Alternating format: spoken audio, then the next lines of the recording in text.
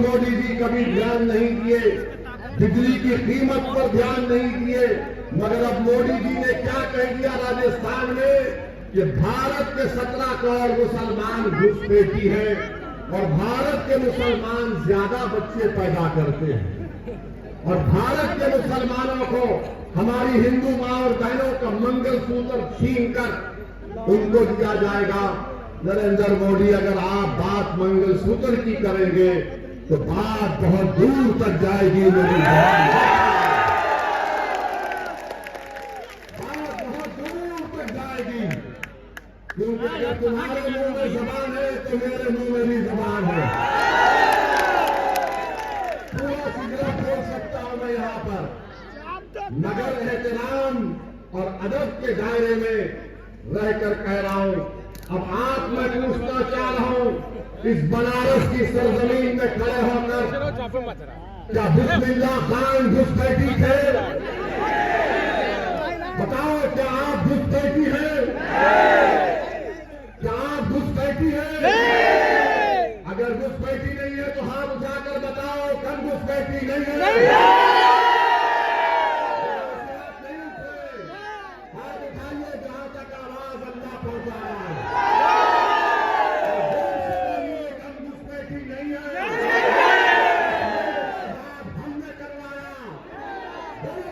इस मुल्क को आजाद हमने करवाया, हमने भगाया। इस मुल्क को अंग्रेजों के भगाने में आरएसएस का कोई रोल नहीं है। माफीनामा लिखते थे, हम सूर्यों पर चढ़ते थे मोदी जी। उनके गुस्से कह रहे हैं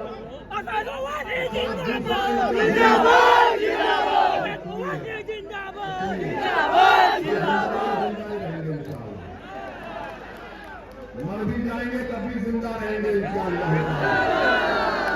क्योंकि मौत क्या है? मौत क्या है? इंसान के जिस्म से रूह निकल जाती है, एक घर से दूसरे घर को मुंतकिल होते। हम फना नहीं होने वाले हैं। अब दूसरा इनका बात, अब दूध सुनिए, बच्चे पैदा कर रहे हैं ज्यादा। मोदी जी, आपके 6 भाई है नहीं है? बताइए हमको। अमित शाह की 6 बहनें हैं। हाँ, अच्छा, जो आरएसएस के गोलमाल कर, मैं तो सुना कि उनके 9-10 भाई बहन। मोदी जी, कभी अपने गिरबान में झांक कर भी तो देख लो। और सच्चाई ये है कि मुस्लिम महिलाओं का फर्टिलिटी रेट, मोदी सरकार का डेटा, इंपेरिकल एविडेंस, आदादोशुमार ये कह रहे हैं कि फर्टिलिटी रेट मुस्लिम महिलाओं का गिरा। मगर नरेंद्र मोदी जी भारत के हमारे हिंदू भाई बहनों में, बैकवर्ड क्लास के भाई बहनों में, दलितों में बताना चाह रहे हैं ये मुसलमान बहुत बच्चे पैदा कर रहे हैं, एक दिन ये हमसे बढ़ जाएंगे आगे। नहीं मोदी जी, इतना झूठ तो मत बोलो। वो गाना क्या है, झूठ बोले तो मोदी जी, आपको मालूम कि भारत में मुसलमानों की आबादी कभी भी 18.5 या 19% से आगे बढ़ने वाली नहीं है। और जिस दिन हमारे हिंदू भाई बहनों की आबादी स्टेबलाइज होगी, उसके 40 साल के बाद मुसलमानों की आबादी स्टेबलाइज हो जाएगी। अब बात तीसरी है मंगलसूत्र की।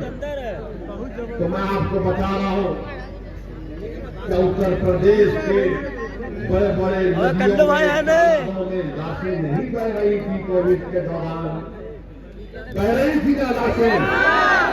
तो जिसकी लाश बह रही थी उसकी हमारी बहन, हमारी बेटी का भी तो सुहाग उड़ा हो रहा। बताओ मोदी जी, क्या आपने कभी किसी घर में जाकर उनको पुरसा किया? आजाद मंगलसूत्र की बात कर रहे हैं मोदी जी, आप ओरिजिनलिटी पे आ गए अपने। आप धोखा दे रहे थे। मैं सबको साथ लेकर चलना चाहता हूं, मैं विकसित भारत बनाना चाहता हूं, मैं तीसरी बड़ी इकॉनमी भारत को बनाना चाहता हूं। मोदी जी, आप शुरू से यही चाहते थे कि जहां पर हमेशा इस देश में हिंदू और मुसलमान लड़ता रहे, गलतफहमियां बढ़ती रहे, नफरत की दीवारों को खड़ा कर दिया जाए और नफरत की दीवारों को खड़ा करने के बाद आप अपनी सियासी रोटी सेकना चाहते हैं। मगर याद रखो नरेंद्र मोदी, ये देश का हिंदू, ये देश का दलित, ये देश का पसमानदा, इस देश का मुसलमान, इस देश का पिछड़ा सब जान चुका है। आपने 10 साल में कुछ नहीं किया। अरे अगर कुछ किया होता तो गरीब के बेटे के पास, बेटी के पास नौकरी होती। बताओ, नौकरी मिली आपको? कितनों को नौकरी चाहिए? हाथ उठाओ। ये टीवी वाले कैमरा दिखाओ, आपके पप्पा जी को हाथ उठाओ जिनको नौकरी चाहिए। अपनी नौकरी प्यारी है।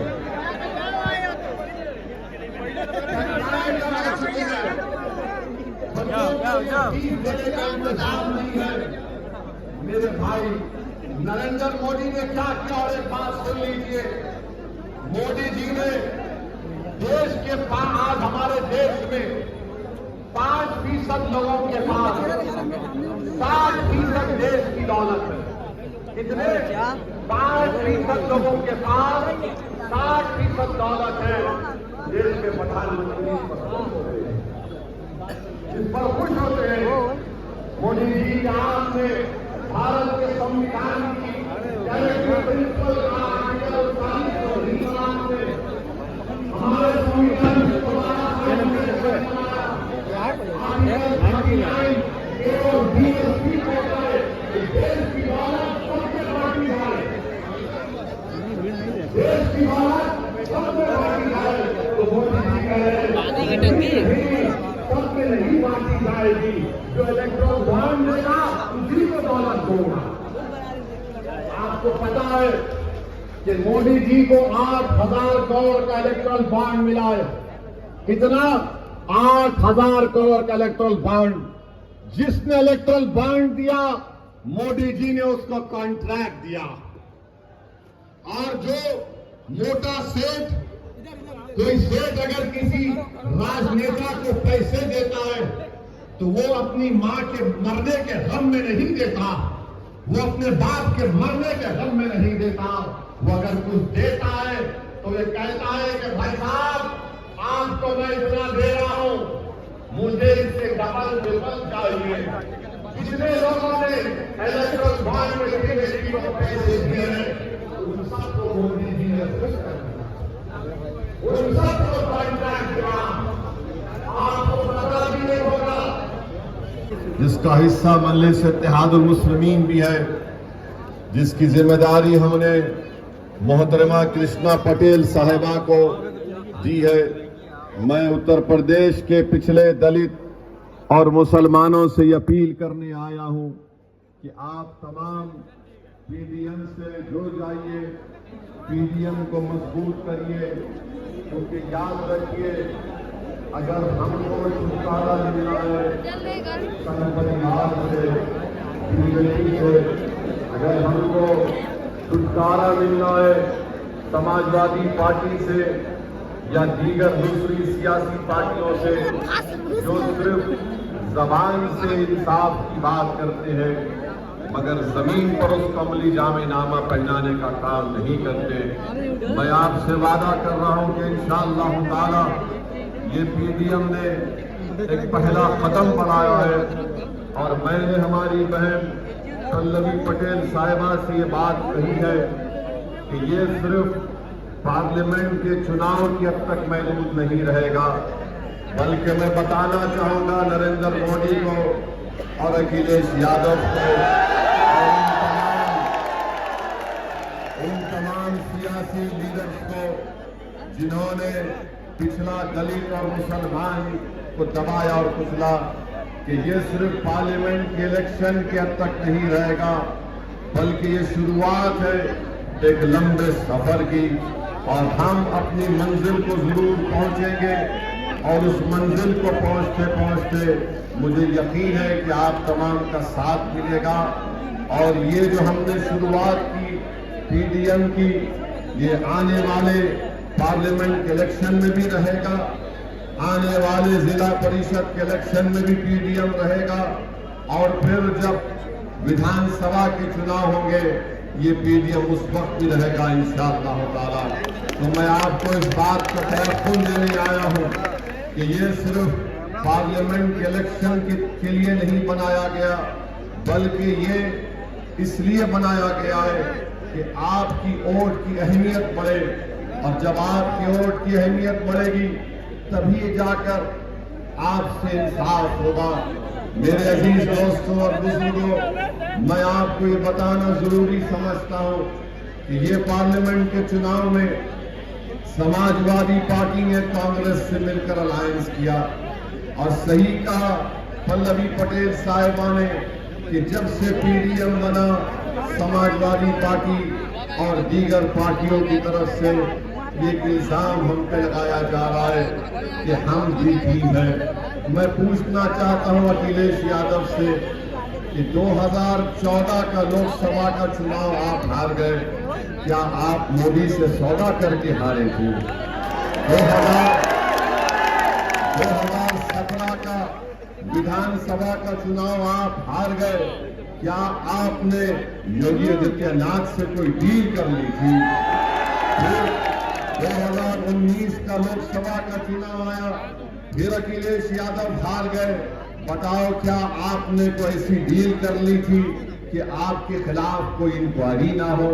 अरे 2022 का फिर से विधानसभा का चुनाव आया, और यहाँ पर इस हमारे अंसारी भाइयों की बस्ती में खड़े होकर मैं जिम्मेदारी के साथ कह रहा हूं, आप तमाम ने मिलकर अपना एक एक वोट समाजवादी पार्टी को दिया, मगर बताइए क्या समाजवादी और अखिलेश ने बीजेपी को इक़्तिदार से रोक सकी?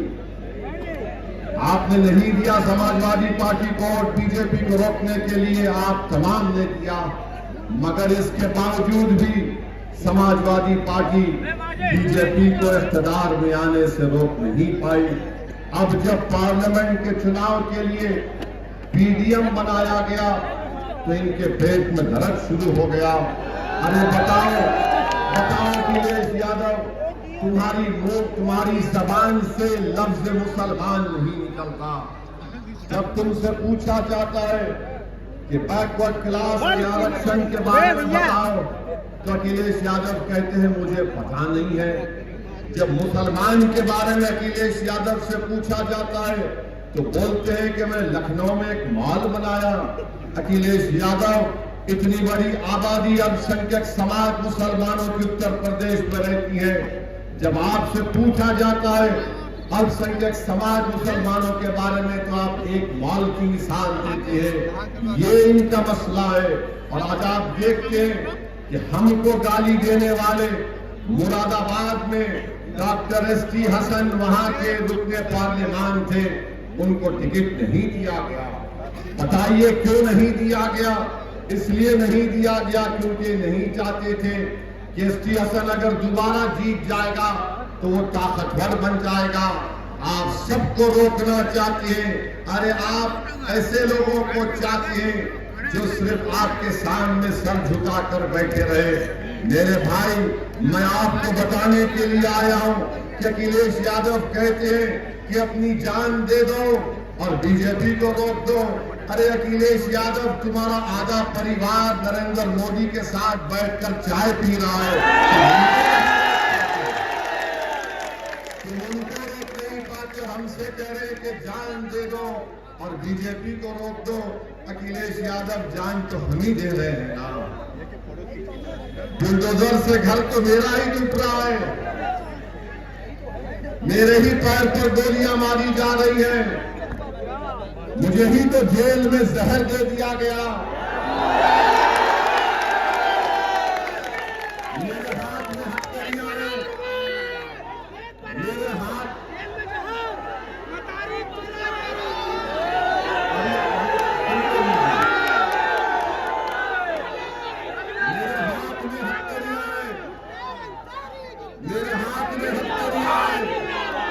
मैं पूर्व सांसद हूं, कोर्ट ने मुझे सजा दी, मैं 10 पुलिस वालों के साथ चल रहा हूं अखिलेश, और कोई करीब से आकर मुझे गोली मार देता है, तुम्हारी जबान से उसका नाम नहीं निकला।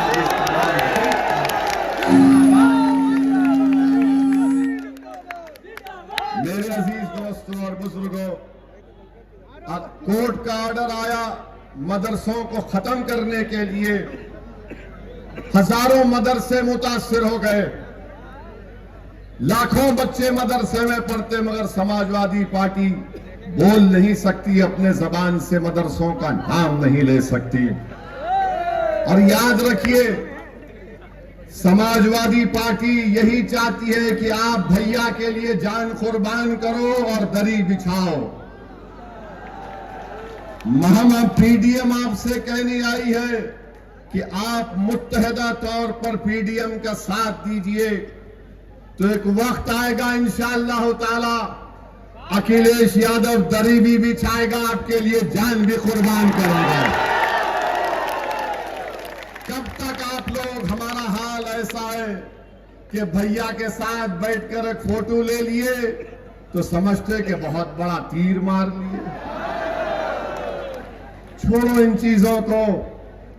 क्या तुम में काबिलियत नहीं है? क्या तुम अखिलेश यादव की तरह नेता नहीं बन सकते? बन सकते इंशाअल्लाह ताला। सिर्फ एतमाद की जरूरत है। ये जो हमने अपने दिमाग में ये जहनियत बिठा ली कि नहीं हमको इनके पीछे चलना है। अरे भाई, तुम दुनिया में इसलिए आए ताकि तुम दुनिया की इमामत कर सको। तुम दुनिया में इसलिए नहीं आए कि तुम पीछे चलो। अरे पीछे चलते कौन है? जो जानवर मवेशी के पीछे जानवर चलते हैं। हम इंसान हैं, याद रखो। ऊपर वाले ने आपको सोचने और समझने की सलाहियत दी है, और आप अपने दिलो दिमाग पर जोर डालो। अब क्या बचा बताओ? अब यहां से तो उठना ही है ना, और नीचे तो नहीं जा सकते, अब यहां से उठना ही तो है। मगर आज भी आकर हमारे दरमियान में बाज लोग कहते हैं कि नहीं, अगर कोई मोदी से मुकाबला कर सकता है तो फुला है, पूर्व मुख्यमंत्री है। अरे भाई, उसका आधा परिवार बीजेपी में जा चुका है, आधा परिवार बीजेपी में जा चुका है। इन्हीं के लोगों, इनके पार्टी के लोगों का पेट्रोल पंप तोड़ दिया जाता है, इनका एमएलए जेल को चला जाता है।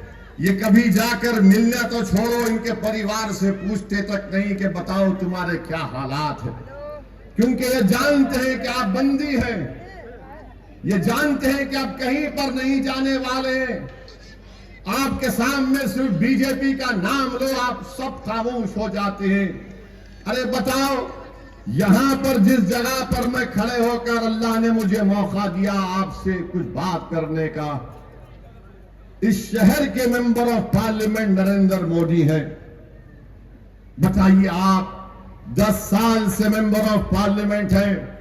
क्या नरेंद्र मोदी ने आकर पूछा कि हमारे अंसारी भाइयों के घर में कभी चिराग जलता है या नहीं जलता है? कि नरेंद्र मोदी ने बुनकरों की सहूलत के लिए कुछ इकदाम किए नहीं किए? नरेंद्र मोदी ने, मोदी का नाम ले तो आवाज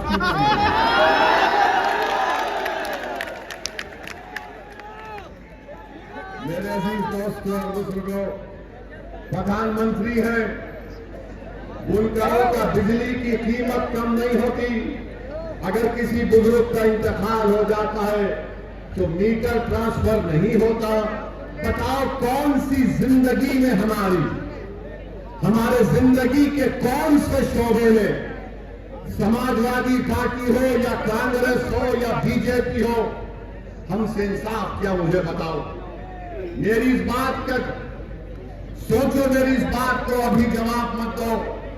तुम जब अपने घर को जाओगे, अपने बुजुर्गों के सामने बैठकर पूछो कि एक दीवाना शेरवानी पहनकर आया था, जिसके सर पर टोपी थी, वो ये सवाल हमसे करके चला गया कि हमारे जिंदगी के कौन से शोबे में हमको इज्जत मिली, हमसे इंसाफ मिला, हमारे बच्चों को स्कूल की तालीम मिली।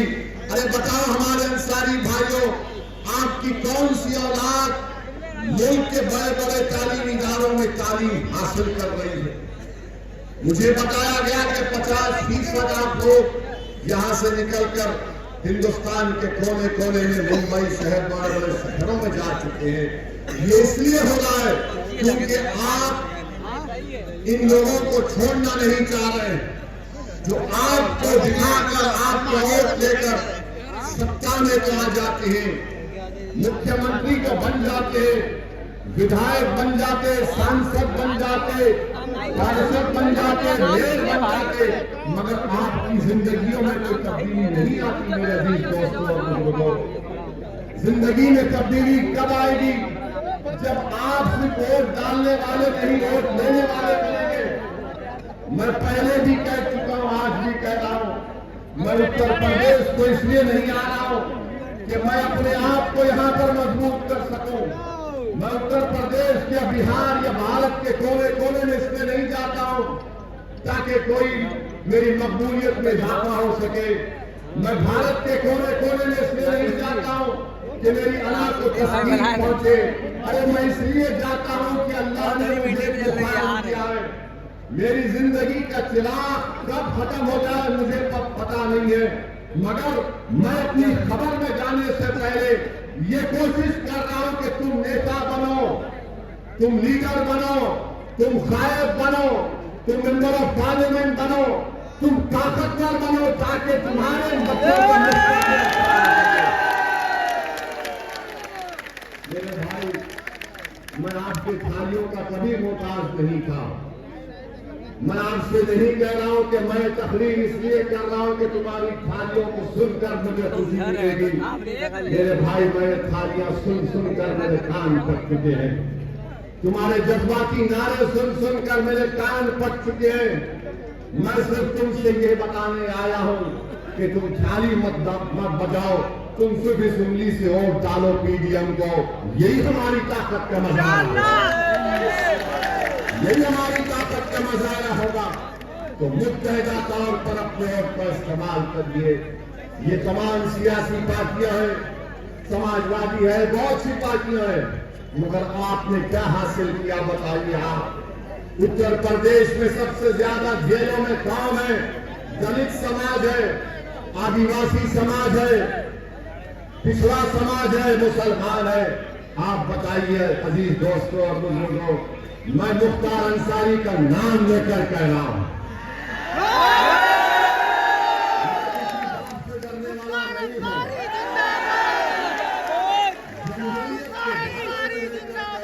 मुख्तार अंसारी एक इंसान था, मुख्तार अंसारी एक इंसान था, जुडिशियल कस्टडी में था, जहर देकर मार दिया। वो शहीद है, वो शहीद है। और शहीदों के बारे में कहा गया कि उनको मुर्दा कभी मत कहो, वो जिंदा है। उनको बचाने की जिम्मेदारी बीजेपी की सरकार की थी, उनको बचाने की जिम्मेदारी बीजेपी की सरकार की थी और उसमें नाकाम साबित हुए। जिम्मेदारी उनकी है। याद रखो, इख्तिदार किसी के पास नहीं रहता मेरे भाई। अगर इख्तिदार किसी के पास रहता तो फिर भारत में इतने बड़े बड़े राजाओं बादशाहों के महल आज वीरान क्यों पड़े हैं? वो पूरे महल वीरान पड़े हैं, खंजर में तब्दील हो गए। कोई उनकी तरफ नजर उठाकर नहीं देखता।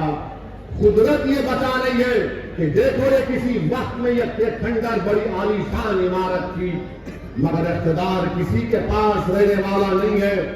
इख्तिदार सबके पास से जाएगा और जो जुल्म करेगा कुदरत उससे बहुत जल्दी इख्तिदार छीन लेती है, उसको रुसवा करती है इंशाअल्लाह।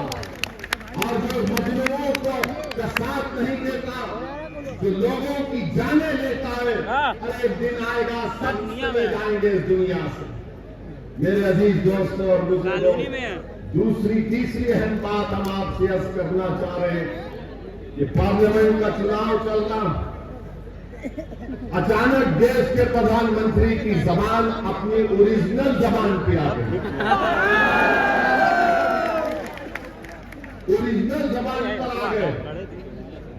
बेवकूफ बना रहे थे सारी दुनिया को और भारत के गरीबों को बेवकूफ बना रहे थे भारत के हमारे अक्सरती तबके के हमारे भाइयों और बहनों को।